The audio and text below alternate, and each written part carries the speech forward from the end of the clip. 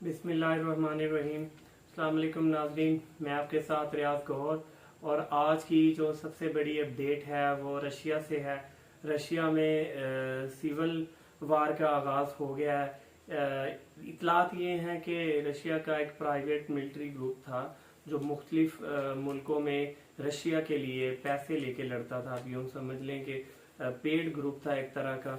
Putin के काफ़ी करीब थे। उसके जो उसके सरबराह है उसका नाम है प्रिग्जन नामी ये सरबराह। वैगनार ये ग्रुप का नाम था, वैगनार, और प्रिग्जन नामी ये सरबराह बेसिकली प्यूटन के काफ़ी करीब समझे जाते थे। और मुख्तलिफ मुल्कों में ये रूस के लिए जो है वो ये लड़ते रहे हैं। ये एक आर्मी ग्रुप है, प्राइवेट आर्मी ग्रुप है, प्राइवेट मिलिटेंट ग्रुप है, जिसकी टोटल स्ट्रेंथ कुछ राउंड अबाउट 20K से लेके 60K के राउंड अबाउट है। यूक्रेन में काफ़ी कामयाबियां समेटी हैं इस ग्रुप ने। और अचानक होता ये है कि हफ्ते की सुबह को इनके सरबराह प्रिग्जन का एक बयान आता है जिसमें वो डिफेंस मिनिस्टर ऑफ रशिया पे कुछ इल्ज़ाम आयद करते हैं कि उन्होंने बमबारी करवा कर यूक्रेन में जो इत्तेहादी ग्रुप है रशिया की फ़ौज का, वैगनार, जिसने अभी बगावत की है, इसके फ़ौजियों को मरवा दिया। और इसकी काफ़ी जो है वो मुखालफत की है रशिया के मीडिया ने, और रशिया की जो हुकूमत है उसने भी। मीनवाइल प्यूटन का भी एक बयान सामने आता है जिसमें वो ये वजाहत पेश करते हैं कि ऐसा कुछ भी जो है वो नहीं हुआ। द सेकंड सिचुएशन फिर ये होती है कि वैगनार ग्रुप का जो सरबराह है वो एक और वीडियो पैगाम जारी करते हैं काउंटर पे, जिसमें वो डेड बॉडीज दिखाते हैं उन फौजियों की जो रूस के लिए लड़ रहे थे यूक्रेन में, जिनको मुबैना तौर पर रशिया के जो वजीर दिफा हैं, डिफेंस मिनिस्टर हैं, उन्होंने जो है वो मरवा दिया। अगेन एज फिर उन्होंने बगावत कर दी है। उन्होंने मॉस्को की तरफ बढ़ना शुरू कर दिया है। यूक्रेन का एक करीबी इलाका है कोस्टोव के गवर्नर ने जो है वो इमरजेंसी नाफर कर दिया सूबे में। यूक्रेन से ये जो मिलिटेंट ग्रुप है वैगनार, ये कोस्टोव में इंटर हुए हैं। कोस्टोव में जब ये इंटर हुए हैं तो वहाँ पे जो बॉर्डर सिक्योरिटी फोर्सेस हैं उन्होंने रेजिस्टेंस शो नहीं की। उसके बाद इन्होंने आके कोस्टोव में जो मिलिट्री हेडक्वार्टर था फौज का उस पर भी कब्जा कर लिया। अब तक की जो इतलात है उन्होंने मॉस्को की तरफ ये जो फौजी ग्रुप है ये मॉस्को की तरफ बढ़। जो कोस्टोव का इलाका है ये यूक्रेन के बॉर्डर के पास है और ये तकरीबन मॉस्को से 500 किलोमीटर के फासले पर है। वैगनर ग्रुप की जो मिलिटेंट ग्रुप है उसकी जो अफवाज है या ये जो एक बागी रेबल ग्रुप है ये तकरीबन 400 किलोमीटर दूर है इस वक्त रूस की राजधानी मॉस्को से। मॉस्को में इस वक्त क्या सिचुएशन है, जो आज़ाद मीडिया है वो ये कह रहा है कि जो रूस के सदर है व्लादिमीर प्यूटन, वो मॉस्को से सेंट पीटर्सबर्ग की तरफ जो है वो जहाज पे चले गए हैं। एक जो सदर के यूज में जहाज होता है वो भी मॉस्को से सेंट पीटर्सबर्ग की तरफ जाता हुआ या दिखाई दिया, या कह लें कि उसके जो उन्होंने कोऑर्डिनेट्स हैं वो लिए हैं कि जो क्या मुहर्रकात थे। तो ये जो इसके सरबराह हैं प्रिग्जन, ये 1961 में ये पैदा होते हैं और 1981 में इनको जो है वो 12 साल के लिए कैद की सज़ा हो जाती है रॉबरी और फ्रॉड के केस में।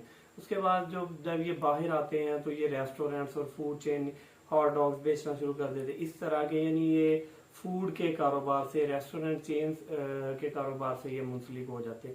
और चलते चलते तकरीबन 2000 में या 2001 में ये रशियन सदर जो है प्यूटन उसके काफ़ी करीब चले जाते हैं और मुख्तलिफ किस्म के रेस्टोरेंट चेन और मुख्तलिफ किस्म के जो सरकारी ठेके हैं वो मरात ये हासिल करते हैं। तो वहाँ से ये अपनी वेल्थ जो है ये काफ़ी गेन कर लेते हैं।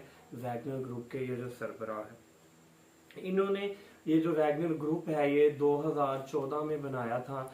ये डोनबास की लड़ाई में रशिया को सपोर्ट करने के लिए 2014 में इन्होंने ये ग्रुप बनाया।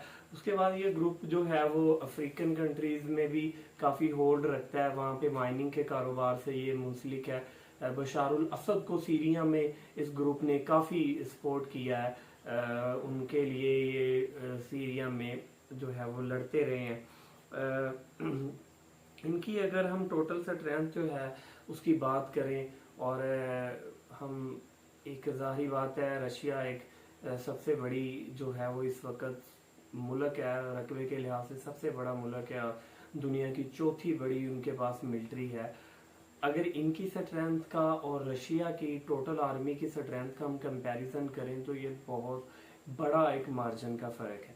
ان کی ٹوٹل سٹرینتھ جو ابھی پریگزن جو اس کے سربراہ ہیں ویگنر گروپ کے، انہوں نے جو بتائی ہے وہ تقریباً 20,000 ملٹنٹ انہوں نے بتائے ہیں۔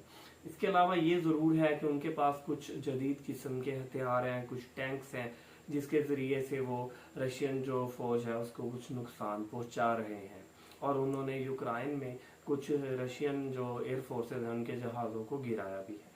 لیکن اگر ہم رشیا کی ٹوٹل ملٹری کی بات کریں تو وہ تقریباً 12-13 لاکھ ہے۔ اب 12-13 لاکھ فوج اور 20,000 جو ریبل گروپ ہے اس کا کوئی کمپیریزن نہیں ہے انٹل انلیس کہ جو یہ ریبل گروپ ہے اس کو کوئی کافی بڑی ایکسپورٹ نہ مل جائے، وہ چاہے اندرونی ایکسپورٹ ہو یا ایک جو بیرونی سپورٹ ہو۔ اندرونی سپورٹ عوام کی طرف سے، سویلین کی طرف سے کچھ نظر آئی بھی ہے روسٹف صوبے میں، جہاں پہ سویلینز ان کے لیے کھانا پانی اور اس طرح کی دوسری چیزیں لے کے آئے۔ ان میں سے جب ایک سویلین سے میڈیا نے بات کی تو ان سے پوچھا کہ آپ ایسا کیوں کر رہے ہیں، تو انہوں نے کہا کہ یہ فوجی کافی تھکے ہوئے ہیں اور انہوں نے بہت دور جانا ہے، لائک ماسکو میں جو ہے وہ جانا ہے۔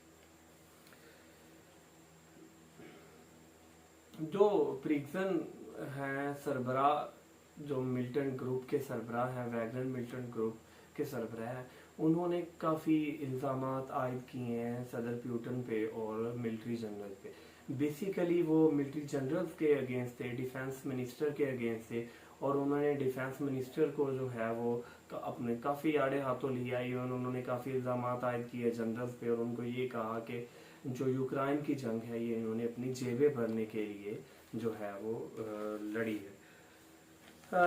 ہیڈ ٹو ہیڈ سچویشنز یہ ہیں کہ 20,000 آرمی، 20,000 ریبل جو ہے وہ تقریباً 12 لاکھ ملٹری کے اگینسٹ لڑ رہے ہیں۔ کہ ریاست کی طاقت ہوتی ہے، ریاست کے پاس ایک انفراسٹرکچر پاور ہوتی ہے جس کے اگینسٹ یہ 20,000 30,000 یا ایون 50-60,000 جو ہے وہ ایک گروپ نکل کے سامنے آیا۔ دیکھتے ہیں نیکسٹ کیا ہوتا ہے۔ آج کے لیے اتنا ہی، اللہ حافظ۔